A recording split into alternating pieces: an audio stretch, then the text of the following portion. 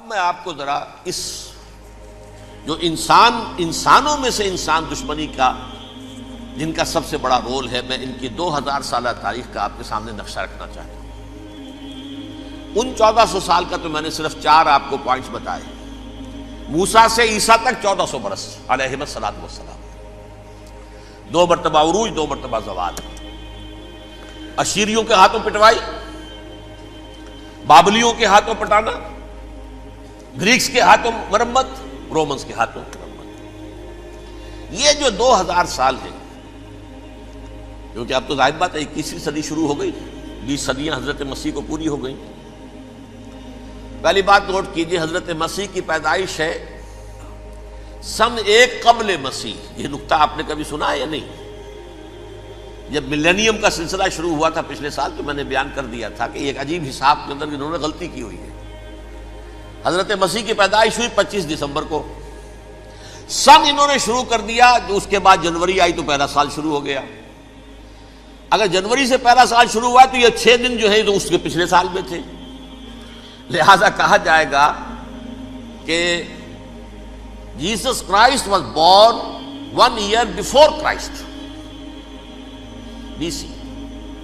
تو 1 قبل مسیح میں حضرت مسیح کی پیدائش ہوئی۔ یہ آخری اسرائیلی نبی اور رسول۔ یہودی علماء کی مخالفت، دشمنی، سولی پر چڑھوا دینا میں بیان کر چکا ہوں۔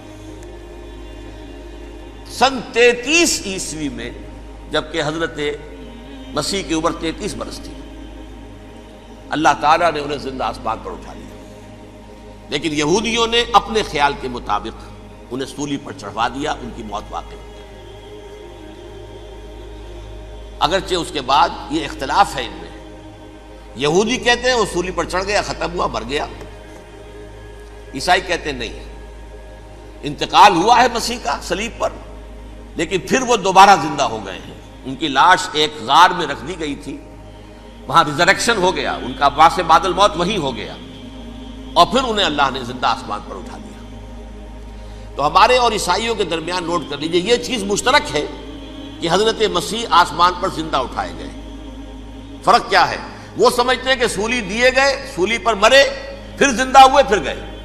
ہم سمجھتے ہیں کہ نہیں، وما صلبوہ وما قتلوہ، انہوں نے نہ صلیب دے سکے انہیں اور نہ انہیں قتل کر سکے، بل رفع اللہ الیہ، اللہ نے اٹھا لیا۔ پھر ہمارا اور یہ اس کا عیسائیوں کا ایک اور اتفاق ہے، سیکنڈ کمنگ آف جیسس، حضرت مسیح دوبارہ آئیں گے۔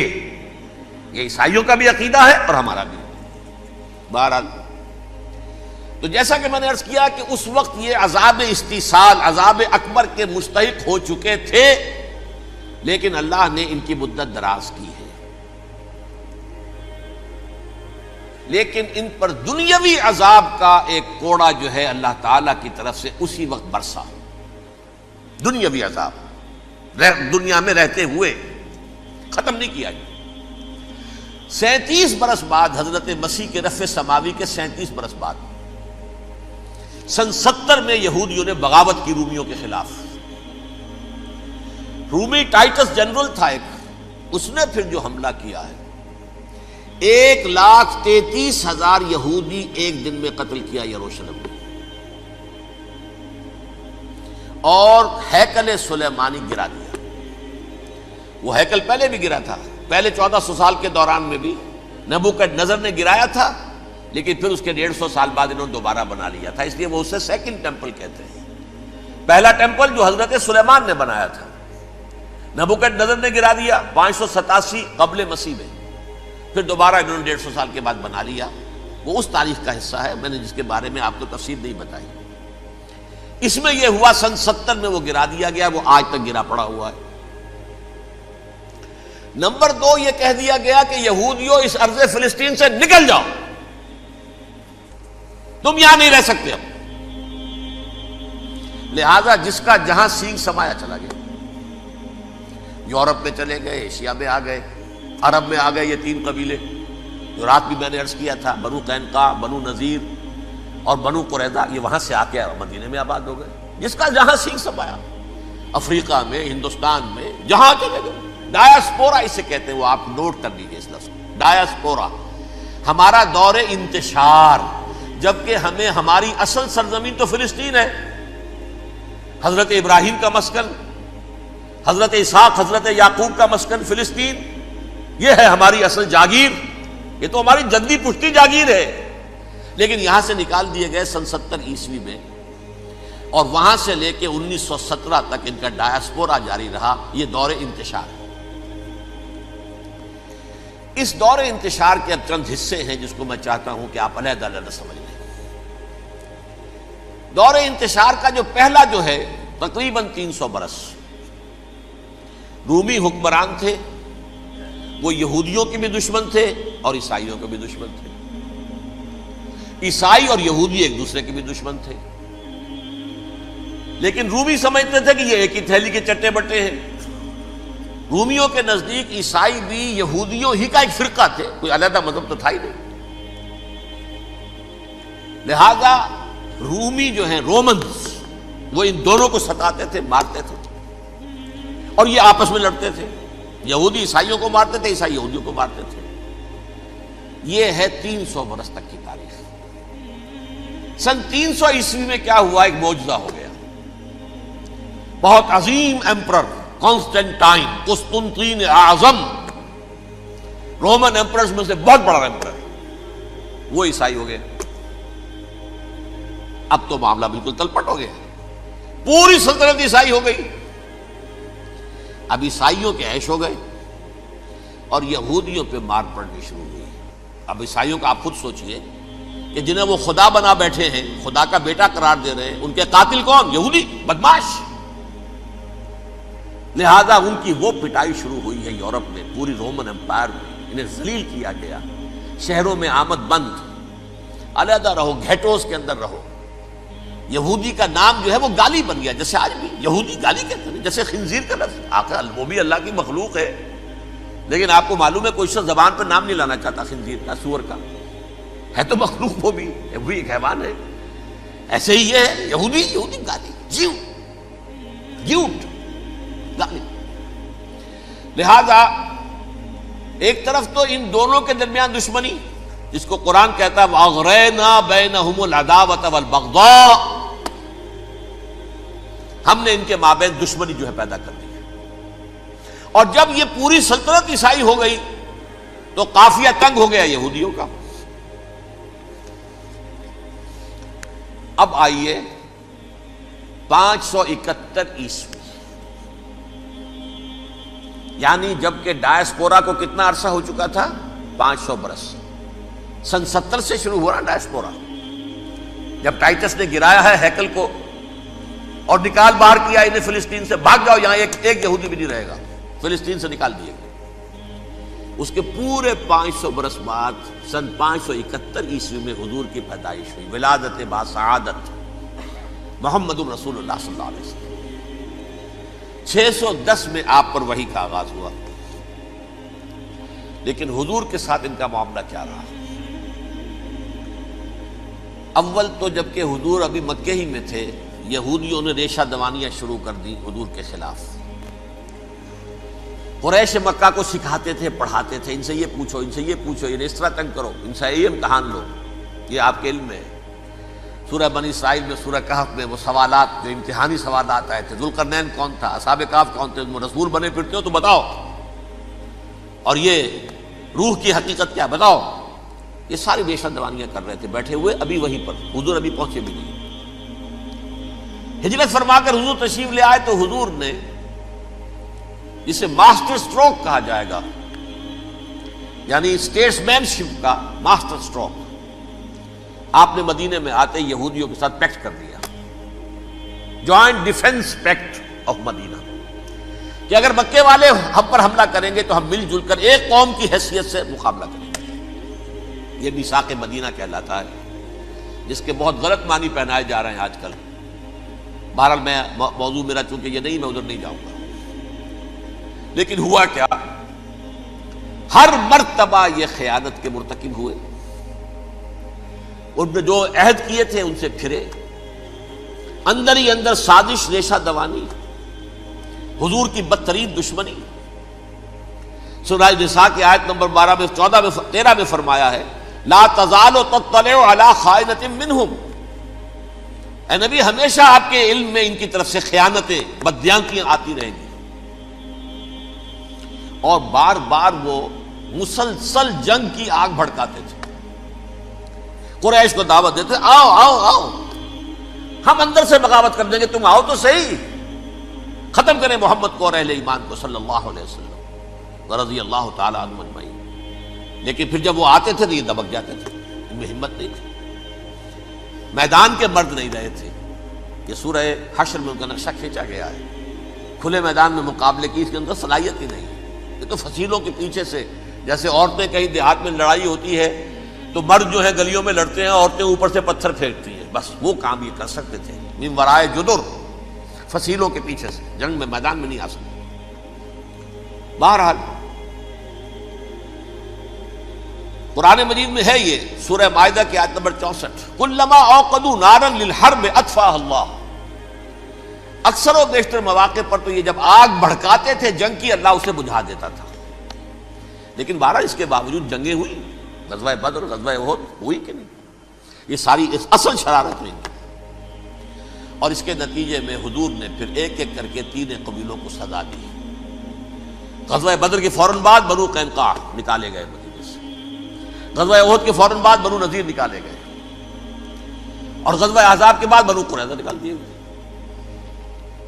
یہ تو میں نے آپ کے سامنے رکھ دیا صرف حضور کے زمانے میں ان کا کیا رویہ رہا. دشمن، رات بھی ہم نے وہ آیت پڑھی تھی، لَتَجِدَنَّ أَشَدَّ النَّاسِ عَدَاوَةً لِلَّذِينَ آمَنُوا الْيَهُودُ وَالَّذِينَ أَشْرَكُوا.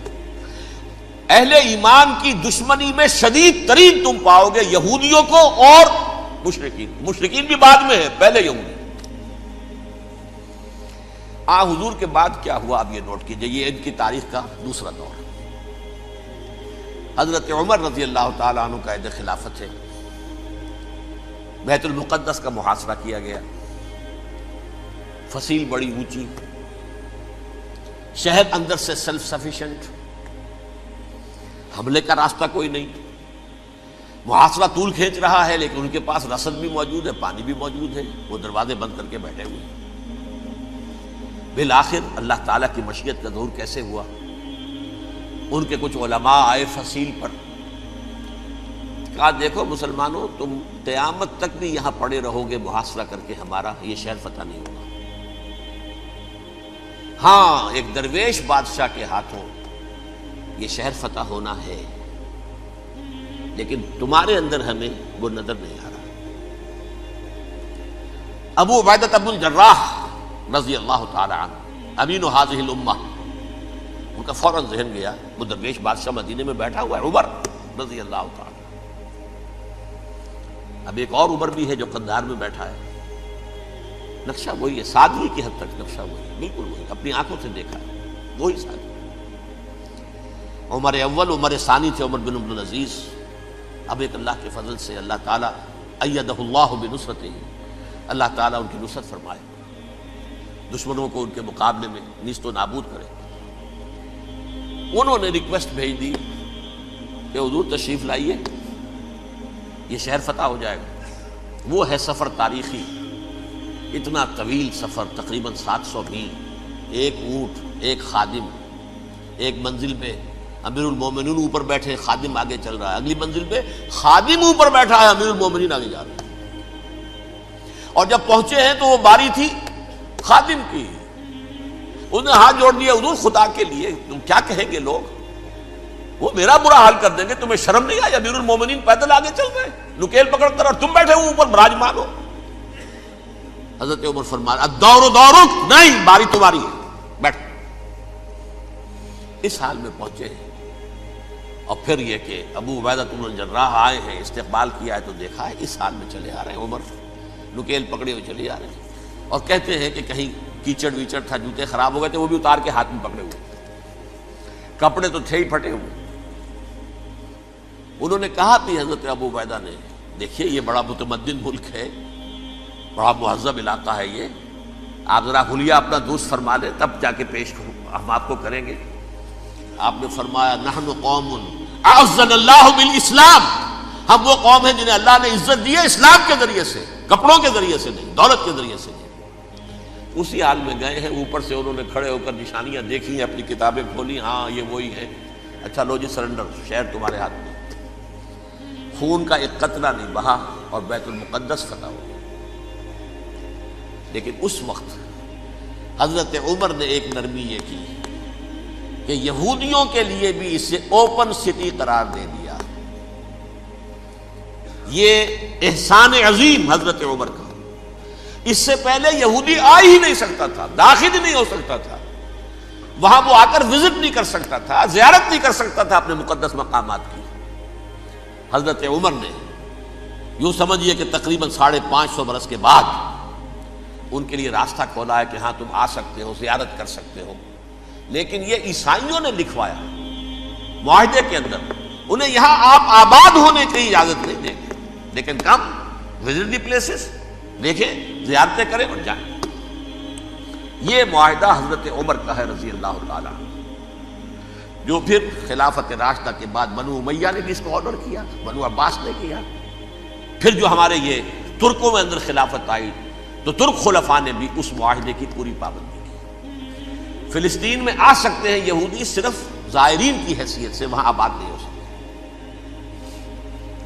اب آئیے اگلا دور آیا حضرت عثمان کا دور خلافت۔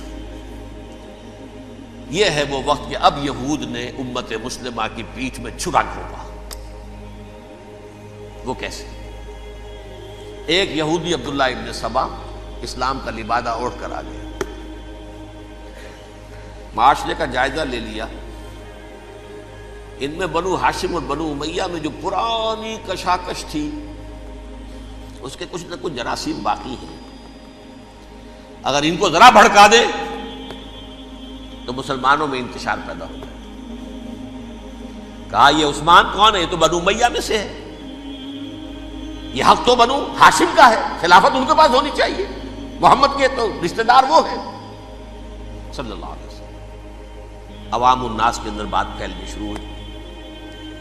پھر ایک بڑی سازش کے انداز میں حضرت عثمان کے خلاف پروپیگنڈا، حضرت عثمان کے جو عاملین تھے، گورنر تھے، ان کے خلاف پروپیگنڈا، اور ایسی ہوشیاری کرتے تھے کہ کوفے میں کوفے کے حاکم کے خلاف کچھ نہیں کہنا، اجی مصر میں یہ ہو رہا ہے، اجی شام میں یہ ہو رہا ہے، اجی یہ جو عثمان ہے وہ یہ کر رہا ہے، یہ ظلم ہو رہا ہے، یہ لوٹ مار ہو رہی ہے، یہ خیانتیں ہو رہی ہیں۔ اب نہ تو اس زمانے میں مینز آف کمیونیکیشن، کیسے تصدیق کریں؟ افواہیں تو آپ آج کراچی کے اندر شروع ہو جائے تو پتہ نہیں چل سکتا کسی کو کہ کیا اس میں صداقت ہے، کیا جھوٹ ہے، اور بری بات جو ہے فطرت انسانی کی کمزوری ہے، وہ فوراً قبول کرتا ہے، کسی کے بارے میں اچھی بات ماننے کو تیار نہیں ہوتا، لیکن بری بات تو فوراً تیار۔ بہرحال یہ فتنہ انہوں نے اٹھایا، حضرت علی کی الوہیت کا فتنہ اٹھایا، حضرت عثمان کے خلاف الفتنۃ الکبریٰ برپا کیا، حضرت عثمان شہید ہوئے۔ اس کے بعد 5 برس تک مسلمان ایک دوسرے کی گردنیں کاٹتے رہے، باہمی خانہ جنگی ہوئی، امت کو وہ زخم لگایا ہے جو آج تک جس سے خون رس رہا ہے۔ یہ شیعان عثمان اور شیعان علی تھے جو بعد میں پھر سنی اور شیعہ ہو، اور آج تک فتنہ کس نے جگایا؟ ایک عبداللہ ابن سبا یہودی اور اس کے کارندے، شیطان کا ایجنٹ، اور انسانوں میں سے بھی اس کے جو بھی حواریین تھے اور شیطانوں کے اندر سے بھی تھے، انہوں نے بھی اس آگ کو بھڑکایا۔ یہ آپ سوچ لیجئے کہ یہ کس نے وہ زخم لگایا؟ یہودی۔ اگلا دور آیا، خلافت راشدہ ختم ہوئی، بنو امیہ کا بھی دور کافی گزر گیا۔ طارق ابن زیاد 712 عیسوی میں حملہ کرتے ہیں اسپین پر۔ اسپین اس وقت عیسائیت کا بہت بڑا گڑھ، بڑے کٹر ترین عیسائی جو ہے وہ اسپین میں تھے، لہذا یہودیوں کی وہاں بہت پٹائی ہوتی تھی، یہ میں بتا چکا ہوں، دشمنی تھی ان کی تو چلی آ رہی تھی عیسائیوں کے ہاتھوں یہودیوں کی، وہ تو سن 300 عیسوی سے ایمپرر کانسٹنٹائن کے بعد سے شروع ہو گئی تھی۔ اس حوالے سے یہودیوں نے اس وقت چالاکی یہ برتی، کچھ راستے واسطے بتائے، کچھ مدد کی طارق ابن زیاد کی۔ طارق ابن زیاد نے انہیں اپنا محسن سمجھا، ہسپانیہ فتح ہو گیا تو یہودی چونکہ محسنین کی فہرست میں آ چکے تھے، انہیں بہت اقتدار نصیب ہوا، بڑی سپورٹ مسلمانوں نے دی۔ ان کے بڑے بڑے علماء جو ہیں اسی دور کے اندر پیدا ہوئے، بڑے بڑے تھنکرز ان کے اسی دور میں پیدا ہوئے۔ بن گوریون جو کہ ایک وزیر اعظم تھا اسرائیل کا، اس نے یہ لکھا ہے اپنی کتاب میں، Muslim Spain was the golden era of our diaspora. وہ ڈائسپورا جو 70 عیسوی سے شروع ہوا تھا اور 1917 عیسوی تک جاری رہا ہے، اس میں سے گولڈن ایرا ہمارا جو تھا وہ مسلم اسپین تھا۔ ہسپانیہ میں بیٹھ کر ہم عیش کیے، لیکن وہاں سے انہوں نے اور جو کچھ کیا، یہ تو داستان کے تو بہت سے گوشے ہیں، لیکن میں جس اسٹریٹ لائن میں چل رہا ہوں اس کے اعتبار سے ایک بات سمجھ لیجیے، وہاں بیٹھ کر انہوں نے اب عیسائیت کی پیٹھ میں چھرا گھونپا، پروٹیسٹنٹ مذہب پیدا کیا، تقسیم کر دیا، جیسے شیعہ سنی کی تقسیم، عبداللہ ابن سبا، رومن کیتھولک اور پروٹیسٹنٹ کی تقسیم، یہودی علماء۔ ہوتا کیا تھا، ہسپانیہ کی یونیورسٹیاں ہیں، کارڈووا میں ہے، ٹولیڈو میں ہے، گریناڈا میں ہے، غرناطہ، قرطبہ، تولیتلا، اور وہاں آتے تھے لوگ، فرانس سے چلے آ رہے ہیں نوجوان پڑھنے کے لیے، جرمنی سے چلے آ رہے ہیں، اٹلی سے چلے آ رہے ہیں، 3 ہی ملک قریب ترین پڑھتے ہیں سینٹرل جو یورپ کے ہیں۔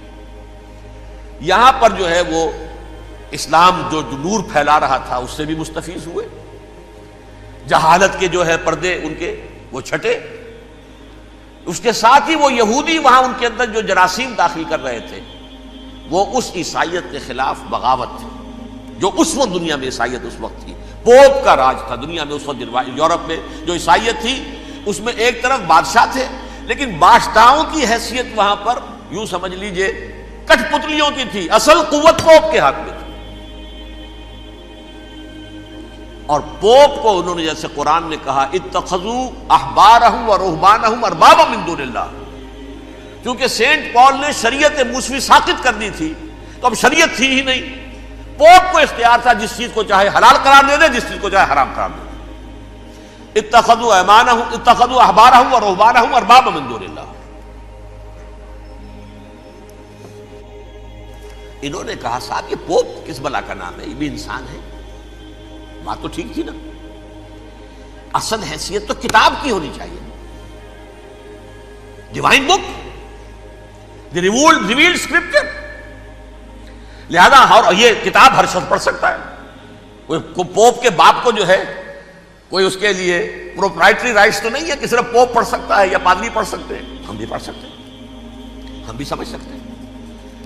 یہ باتیں تھی کہ جن کو بڑھا چڑھا کر بیان کر کے اور پوپ کا اقتدار ختم کرا دیا اور توجہ مرکوز کر دی بائبل کی طرف۔ اب بائبل میں بڑا حصہ تو اولڈ ٹیسٹامنٹ کا ہے، نتیجہ کیا ہوا، یہود کی عظمت پروٹیسٹنٹس کے نزدیک مسلم ہو گئی۔ اصل قوم تو یہ ہے، وہ دشمنی بدلی کہ نہیں بدلی، موسیٰ کے امتی یہ ہے، تورات موسیٰ کو دی گئی، ابراہیم کی نسل یہ ہے، لہذا وہ جو دشمنی تھی، جو عداوت تھی کہ ہمارے خدا کو سوری چڑھانے والے ہیں یہ بدماش، اس کا ازالہ ہوا اس پروٹیسٹنٹ مذہب کے نتیجے میں۔ یہ میں اب آپ کو بتاتا ہوں کہ ایک نتیجہ وہ نکلا ہے جسے برٹرنڈ رسل نے بیان کیا ہے، اس کی کتاب ہے ان پریز آف آئیڈلنس، صفحہ 108۔ وہ لکھتا ہے the Christians retaining the Judaic belief in special revelation added to it the Roman desire for world wide domination and the Greek taste for metaphysical subtleties. The combination produce the most fiercely persecuting religion that the world has yet known. یہ 3 چیزیں آ کر عیسائیت میں مل گئی۔ ایک تو جب یہ اولڈ ٹیسٹامنٹ جو ہے وہ ان کے ہاتھ میں آ گئی، اور اس کے میں کچھ آپ کو بتا دیتا ہوں کہ اولڈ ٹیسٹامنٹ کی تعلیمات، کیونکہ یہ اولڈ ٹیسٹامنٹ جو ہے یہ محرف تھی، اصل تورات تو گم ہو گئی تھی 587 قبل مسیح میں، جب پہلی مرتبہ ہیکل جو ہے تباہ ہوا ہے اس وقت ختم ہو گئی تھی۔ اس کے کوئی 150 سال کے بعد انہوں نے یادداشتوں سے مرتب کر کے لکھی ہے، اب اس میں ان کے اپنے خیالات، اپنے امانی، اپنی توجیحات وہ شامل ہو گئی۔ لہذا میں آپ کو حوالے دیتا ہوں، اس کتاب کے اندر مظالم کی جو تعلیم دی گئی ہے، اہل کتاب نے اپنے مظالم قتل عام کے جواز کے لیے تورات میں تبدیلیاں کی اور پیغمبروں پر دہشت ناکی اور بدترین حرام کاری کے الزامات لگائے. سنیے، پہلا حوالہ ہے یہ گنتی باب 31 آیات 17-18. اس لیے ان بچوں میں جتنے لڑکے ہیں سب کو مار ڈالو، اور جتنی عورتیں مرد کا منہ دیکھ چکی ہیں ان کو بھی قتل کر ڈالو، لیکن ان لڑکیوں کو جو مرد سے واقف نہیں اور اچھوتی ہیں اپنے لیے زندہ رکھو. یہ کسی اللہ کی کتاب کا یہ جملہ ہو سکتا ہے؟ کسی ریویل بک کا؟ اور سنیے، یہ ہے استثناء ڈیٹرانومی باب 20 آیت 16-18. پر ان قوموں کے شہروں میں جن کو خداوند تیرا خدا میراث کے طور پر تجھ کو دیتا ہے، کسی ذی نفس کو جیتا نہ بچا رکھنا، جیسا خداوند تیرے خدا نے تجھ کو حکم دیا بالکل نیست کر دینا. مرد، عورتیں، بچے، بوڑھے سب ختم. یہ کتاب مقدس ہے. اور سنیے، سموئیل باب 27 آیت نمبر 9. اور داؤد نے اس سرزمین کو تباہ کر ڈالا اور عورت مرد کسی کو جیتا نہ چھوڑا. نمبر 4، ان سب آباد شہروں کو ماں، عورتوں اور بچوں کے بالکل نابود کر ڈالا. کتاب استثناء باب 3 آیت 6. یہ ہے جو کہہ رہا ہے برٹرنڈ رسل، کرسچینٹی میں آ کر اب یہ تین چیزیں شامل ہو گئی. ایک تو یہ باربیرین یہ تعلیم جو ہے، اور یہ مذہب کے نام پہ تعلیم، یہ کتاب مقدس کی تعلیم. نمبر 2، رومنز کے اندر جو ایک تمنا تھی ورلڈ ڈومینیشن کی، وہ عیسائیت کے اندر آ گئی. اس لیے کہ پوری رومن امپائر جو ہے عیسائی ہو گئی، تو اسے وراثت کے اندر ورلڈ ڈومینیشن کی جو ایک تمنا تھی وہ مل گئی. اور پھر یہ کہ انہوں نے جو توہمات تھے یونانیوں کے، ان کو بھی اپنے ہاں مختلف شکلوں کے اندر جمع کر لیا. ان تین چیزوں کا the combination produced the most fiercely persecuting religion that the world has yet known. اس کے نتیجے میں دنیا میں تاریخ انسانیت کے اندر جو بدترین خونخوار ترین مذہب ہو سکتا ہے وہ شکل عیسائیت نے اختیار کی. اور اس کا مظہر عتم کیا تھا؟ نوٹ کیجیے، صلیبی جنگیں. ایک بات ٹائم ٹیبل کے اعتبار سے نوٹ کر لیجئے گا. فرسٹ ملینیم ختم ہوا، سیکنڈ شروع ہوا. ان کے 1000 سال ختم ہوئے تو 11ویں صدی میں سیکنڈ ملینیم شروع ہوا، تو پہلی صلیبی جنگیں ہوئی. لاکھوں مسلمان قتل کیے. صرف یروشلم کے اندر اتنا خون بہایا ہے کہ خود ان کے ہسٹورینز لکھتے ہیں کہ جب ان صلیبیوں نے جب گھوڑوں کے ساتھ وہ چل رہے تھے گلیوں میں، تو ان کے گھوڑوں کے گھٹنوں تک خون کی ندی بہ رہی تھی. جہاں سے گزرے ختم کرتے چلے گئے، آبادیاں کی آبادیاں ختم کر دی. اگرچہ اس کروسیڈ میں گیہوں کے ساتھ گھن بھی پیسا، یہودی بھی بہت مارے گئے. یہ فرانس سے، جرمنی سے جب یہ کروسیڈرز آ رہے تھے، 3000 میل کا سفر طے کر کے آئے تھے. سوچئے تو صحیح.